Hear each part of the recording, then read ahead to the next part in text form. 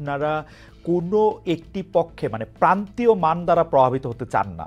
আপনারা এদিকে বা ওদিকে আপনাদেরকে মানে কোনো একটা কর্নারে কোনো একটা চরম ভাবাপন্ন জায়গায় আপনারা যেতে চান না, বরং মধ্যপন্থাটাই আপনারা মনে করেন সর্বোৎকৃষ্ট পন্থা। সেখানে সবাইকে একীভূত করা, সবাইকে একসাথে আনাও আপনাদের উদ্দেশ্যের মধ্যে একটা আমরা দেখতে পাই। আপনি কি ছোট করে একটু বলবেন যে এই জায়গায় আপনি কতটা সফল হবেন? বিশেষ করে আপনি কিছুদিন পরে আপনি পয়লা বৈশাখের অনুষ্ঠান করবেন, যেটা আপনি সবচেয়ে ইনক্লুসিভ অনুষ্ঠান আপনার করতে হবে, করবেন সেরকম দেখা যাচ্ছে। আপনি ঈদের অনুষ্ঠান করলেন, যেটা আসলে অনেক বছর পরে বাংলাদেশে আবার এত জাঁকজমক পরে পূর্ণভাবে ঈদ অনুষ্ঠান হলো, যেটা অনেকে বলছেন। তো আপনি কিভাবে বাংলাদেশের মতো বাংলাদেশের মানুষ আমরা যেখানে চরমভাবে প্রান্তীয় মান দ্বারা প্রভাবিত, সেখানে আপনি মাঝ রাস্তায় হাঁটতে কতটা সক্ষম হচ্ছেন, বা মাঝ রাস্তায় আসলে হাঁটতে চাচ্ছেন কিনা? ধন্যবাদ খালেদ ভাই। আমি তো বরং উল্টাটা দেখি। আমি তো দেখি যে বাংলাদেশের মানুষ আসলে সবসময় মধ্যপন্থী। বাংলাদেশ মানুষ কোনো ধরনের চরমপন্থা পছন্দ করে না। এবং আমি প্রায় আমার বিভিন্ন ইন্টারভিউতে আমার মায়ের উদাহরণ দেই বা আমার ছোটবেলার উদাহরণ দেই, এবং আমি সেখানে উদাহরণ দিতে গেলে দেখি যে বাংলাদেশের মানুষকে আপনি যদি কোনো একটা এক্সট্রিম এন্ডে ঠেলে দিতে চান, তারা সেটা পছন্দ করে না।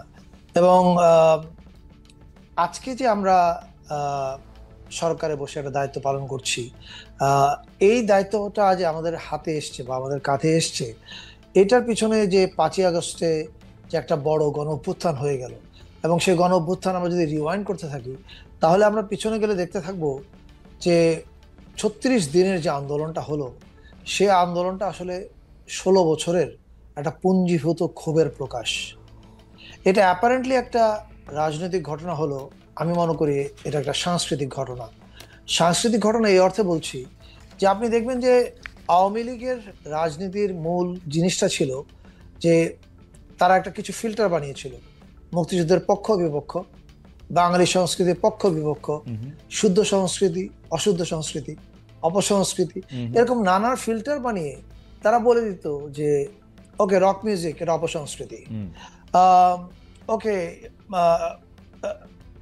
বোরখা এটা ইসলামী সংস্কৃতি, ফলে এটা আমাদের বাঙালি সংস্কৃতির অংশ না। এরকম করে আদারাইজেশন তারা খুব করত।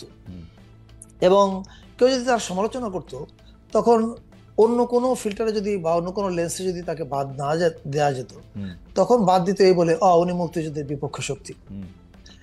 এই যে আদারাইজেশনটা হয়েছিল, এই আদারাইজেশনের ফলে কিন্তু বাংলাদেশে একটা পুঞ্জীভূত ক্ষোভের বহিঃপ্রকাশ আমরা দেখেছি 5 আগস্টে। 5 আগস্টের পরে আমাদের সরকারের, আমরা তো অন্তর্বর্তী একটা সামান্য সময়ের জন্য আছি, আমরা অনেক বেশি কিছু পরিবর্তন করতে পারবো না। মানে 5 বছরের সরকার যা করতে পারে, আমরা এই কয়দিনে সেটা করতে পারবো না। কিন্তু আমাদের একটা বড় কাজ হচ্ছে ট্রেনটাকে লাইনে তোলা। আমি মনে করি আমাদের সরকার সেটা সাকসেসফুলি করতে পারছে এখন পর্যন্ত। এবং দ্বিতীয় আরেকটা বড় দায়িত্ব আমাদের, সেটা হচ্ছে যে একটা এক্সাম্পল সেট করা বা একটা পরিষ্কার ইঙ্গিত দেয়া, যে ইঙ্গিতটা হচ্ছে যে বাংলাদেশ আর বিভাজনের পথে আগাবে না। বাংলাদেশ যদি সামনে আগাতে হয়, তাহলে সবাই মিলে এক হয়ে আগাতে হবে। এই দেশে মুসলমান আছেন, হিন্দু আছেন, বৌদ্ধ আছেন, খ্রিস্টান আছেন, এছাড়া বিভিন্ন জাতিগোষ্ঠী আছেন, শুধু বাঙালি যে তা না, বাঙালি, চাকমা, মারমা, গারো অনেকে আছেন, এবং প্রত্যেকেই তার তার বিশ্বাস, তার তার মত নিয়ে থাকবেন, এতে কোনো সমস্যা নাই। সমস্যাটা হয় যখন একদল আরেক দলকে নালিফাই করতে চায়। এই যে নালিফিকেশনের খেলাটা, এই যে বাতিলকরণের প্রক্রিয়াটা, এটা আমরা গত 15 বছর 16 বছর দেখেছি। এবং একটা বাতিলের প্রতিক্রিয়ায় কিন্তু আরেকটা বাতিল তৈরি হয়। মানে এক চরমপন্থা আরেক চরমপন্থাকে অক্সিজেন যোগায়, এটা সবসময় ইতিহাস তাই বলে।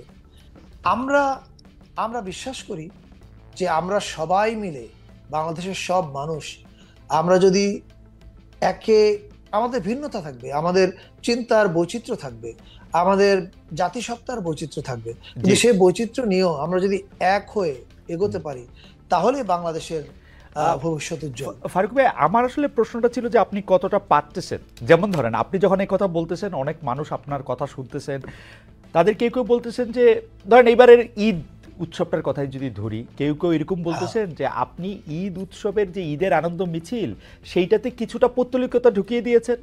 পহেলা বৈশাখের যে